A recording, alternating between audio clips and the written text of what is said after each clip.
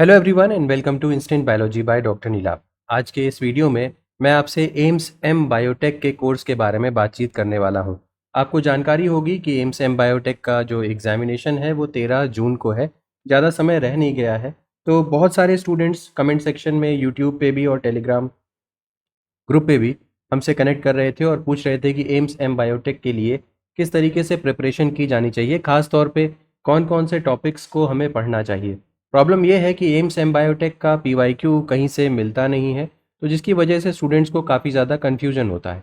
But क्योंकि हम ऐसे स्टूडेंट्स से कंटिन्यूसली कनेक्टेड रहते हैं जो कि अलग अलग एग्जामिनेशन क्वालिफाई करते हैं, प्लस हमारे भी पास students AIIMS M biotech qualify कर चुके हैं, तो इसीलिए हमें कुछ आइडिया है कि किस तरीके के क्वेश्चंस आते हैं और किन टॉपिक्स के ऊपर आपको फोकस करना है। तो 2026 के लिए मैं आपको इस वीडियो में बताने वाला हूं कि आपके लिए कौन कौन से टॉपिक्स इंपॉर्टेंट हैं। उनके ऊपर खास तौर पे अगर आप ध्यान देंगे तो एम्स एम बायोटेक का एग्जामिनेशन कोई कठिन नहीं होता, उसको आसानी से निकाला जा सकता है। इसके अलावा एक बहुत इंपॉर्टेंट बात कि गेट के एग्जामिनेशन के बाद गैट बी के बाद गैट बी का फिर CUET और फिर IIT जैम, इसके बाद एम्स का एम बायोटेक आता है। ये लगभग लगभग अंतिम एग्जामिनेशन है जिसमें आपको बहुत बेहतरीन कॉलेज जो है वो मिलता है मास्टर्स करने के लिए। एम का मतलब हो गया मास्टर्स, इसको आप एम टेक या MSc से कंफ्यूज नहीं करिएगा। तो चलिए आज के इस वीडियो में डिटेल में डिस्कस करेंगे कि कौन कौन से टॉपिक्स इंपॉर्टेंट हैं। इसके अलावा एक और बहुत ही इंपॉर्टेंट चीज़ कि हम आपके लिए एक फ्री क्वेश्चन सीरीज़ लेकर के आ रहे हैं। बहुत सारे स्टूडेंट्स का जो इंटरेस्ट मैंने आपको बताया कि क्वेश्चंस उनको मिल नहीं रहे, कौन कौन से क्वेश्चन सॉल्व करने चाहिए, किस टाइप के क्वेश्चन सॉल्व करने चाहिए, तो हम आपकी परेशानी को समझते हैं और अपने टेलीग्राम ग्रुप के ऊपर हम ऐसे क्वेश्चंस को आपको प्रोवाइड करते रहेंगे जब तक कि एग्जामिनेशन नहीं आ रहा, ताकि आप उनको प्रैक्टिस करें और आपको एक आइडिया हो जाए कि किस तरीके के क्वेश्चंस एम बायोटेक्नोलॉजी के एग्जामिनेशन में पूछे जाते हैं। तो इसी एक ब्रीफ आइडिया के साथ शुरू करते हैं अपने इस वीडियो को। तो जैसा कि आप अपनी स्क्रीन के ऊपर देख भी पा रहे हैं, क्रैक एम्स एम बायोटेक 2026। तो सबसे पहली चीज़ जो यहाँ पे आपको ध्यान देनी है वो है एम्स एम बायोटेक का एग्जामिनेशन जो है वो 2 साल का कोर्स है। 2 years master of biotechnology programme है। अगर आप MTech या MSc इसको कंसिडर कर रहे हैं तो आप गलत हैं। मास्टर ऑफ बायोटेक्नोलॉजी है और स्पेसिफिकली एम्स न्यू दिल्ली में ही होता है और मोस्ट कॉम्पिटिटिव एग्जामिनेशन है बायोलॉजी का। इसके पीछे की reason, one of the most competitive examination है बायोलॉजी के एरिया में। क्यों, इसके पीछे का रीज़न आगे देखेंगे। और ऐसे स्टूडेंट्स जो कि कटिंग एज क्लिनिकल और मेडिकल रिसर्च में जाना चाहते हैं उनके लिए खास तौर पे काफ़ी इंपॉर्टेंस रखता है। इसके अलावा यहाँ पे बहुत ही कम सीट्स हैं, बहुत ही लिमिटेड नंबर ऑफ सीट्स हैं। लगभग लगभग जो पता चलता है वो 18 सीट्स के आसपास हैं एम बायोटेक्नोलॉजी में टोटल। तो ऑब्वियसली कंपटीशन काफ़ी इंटेंस हो जाता है। लेकिन एक बात और है कि यहाँ पे नंबर ऑफ़ स्टूडेंट्स जो फॉर्म फिल करते हैं वो काफ़ी कम है। एक तो जो फॉर्म फिलिंग की फ़ीस है वो काफ़ी ज़्यादा है। दूसरा, इसका सेंटर जो है वो सिर्फ NCR या दिल्ली के रीजन में ही पड़ता है। और तीसरी चीज़ जो है वो हर हर इंडिविजुअल जो है वो एम बायोटेक का कोर्स करना नहीं चाहता, जिसके कारण से यहाँ पे अप्लाई करने वालों की संख्या भी कम है और उसी रेशियो में सिलेक्शन की जो टू से जो नंबर ऑफ़ सीट्स हैं वो भी कम है। अब आते हैं एलिजिबिलिटी क्राइटेरिया के ऊपर। अगर आप में से कुछ लोग मुझसे ये थर्ड ईयर में देख रहे हो, अपने पिनल्टीमेट ईयर में देख रहे हो, तो ये बात ध्यान रखिएगा कि ऐसे स्टूडेंट्स जिनके पास BSc की डिग्री है, BTech की डिग्री है, biology, biotech, life science, professional degrees या BVSc, B.Pharm, MBBS, BDS, वो एक्सेप्टेड है। मिनिमम मार्क्स की बात करें तो 60% जनरल OBC कैंडिडेट्स के लिए, 55% जो है वो SC ST कैंडिडेट्स के लिए होगा। एज लिमिट की बात करें तो अपर एज लिमिट कोई भी यहाँ पे नहीं है, इस बात का ध्यान दीजिएगा। एग्जाम पैटर्न के बारे में बात करें तो कंप्यूटर बेस्ड होता है CBT। 90 मल्टीपल चॉइस क्वेश्चंस यहाँ पे दिए जाते हैं, 90 MCQs, और 90 मिनट्स का समय भी दिया जाता है। कुल मिलाकर के 1.5 घंटा हो गया। 1 मिनट पर क्वेश्चन के लिए लगभग लगभग आप इसको सोच सकते हैं।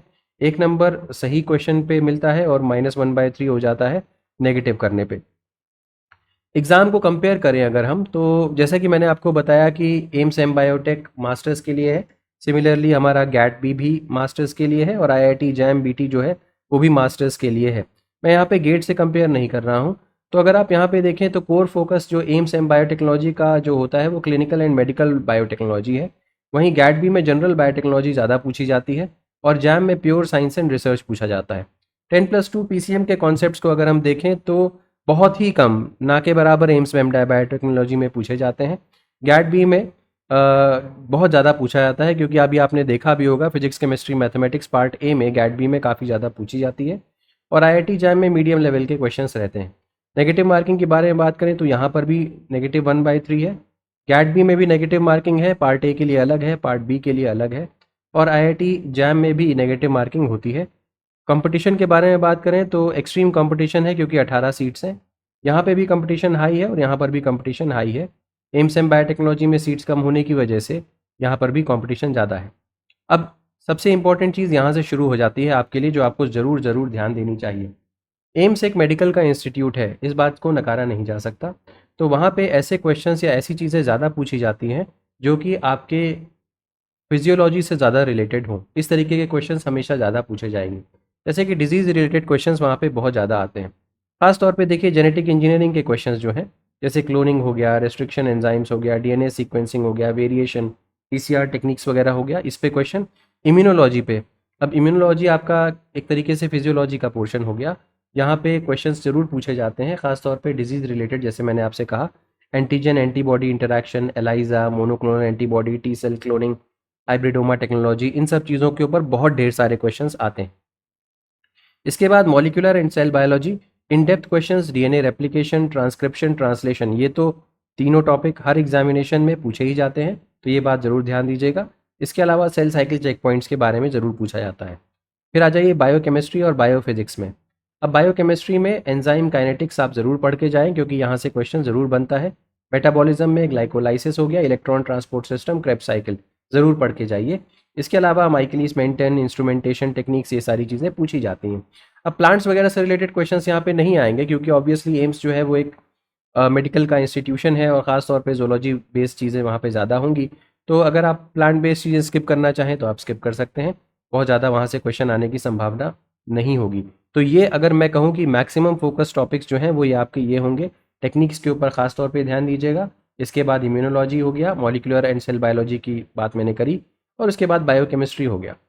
Medium and low focus topics के बारे में बात करें तो मीडियम फोकस में जेनेटिक्स, बायोस्टैटिस्टिक्स, जेनेटिक्स हो गया। You must know how to apply formulas of Hardy Weinberg. Hardy Weinberg का क्वेश्चन पिछली बार भी आया था, इस बार भी आ सकता है। हार्डी वाइनबर्ग इक्विलिब्रियम हो गया, probability and pedigree, basic statistics जो टेस्ट होते हैं वो।